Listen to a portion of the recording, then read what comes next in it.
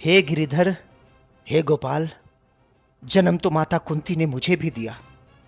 खून तो पांडवों सा मेरे रगों में भी था। फिर क्यों न मेरी किस्मत ने कभी माता का प्यार पाया। भले ही मैं पूरी जिंदगी अपने वर्ण से अनभिज्ञ रहा। 5 पांडवों में छठा मैं भी एक क्षत्रिय पांडव था। फिर क्यों न मैं कभी गुरु द्रोण का शिष्य बन पाया। हे नारायण, हे वासुदेव, मेरी किस्मत का खेल तो देखो। जिंदगी के हर मोड़ पर मैंने हमेशा कुछ ना कुछ खोया। फिर गुरु से विस्मृति का श्राप और द्रौपदी स्वयंवर में अपमान मेरी ही किस्मत ने क्यों पाया।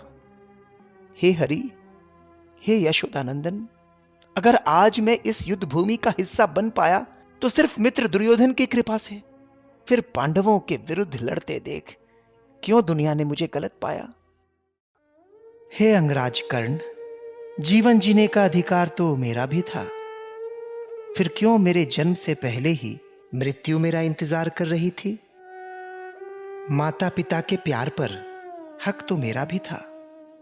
फिर क्यों उनके कोमल स्पर्श से पहले ही मेरे भाग्य में मेरे ही मामा की कठोरता थी।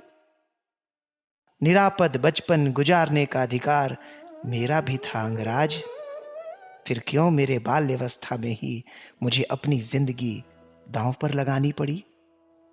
हे वृषाली पति कर्ण, अपने प्रेयसी से विवाह करने का हक मेरा भी था।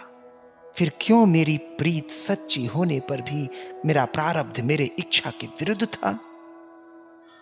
हे सूर्यपुत्र, हे दानवीर, अगर इस युद्ध में कौरवों ने जीत पाई तो इसका श्रेय तुम्हें जरूर मिलेगा।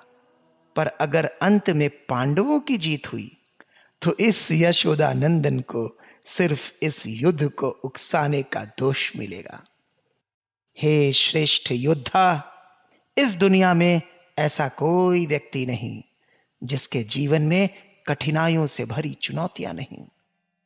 जिंदगी ने हमारे साथ कितना अनुचित किया, कितना अपमान किया, यह महत्वपूर्ण नहीं।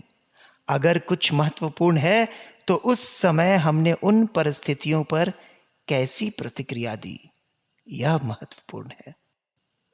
जीवन में यदि कुछ सत्य है तो वो है धर्म। जिंदगी भले जितनी भी कठोर हो, हमें हमेशा धर्म पर ही चलना चाहिए। हमेशा धर्म पर ही चलना चाहिए।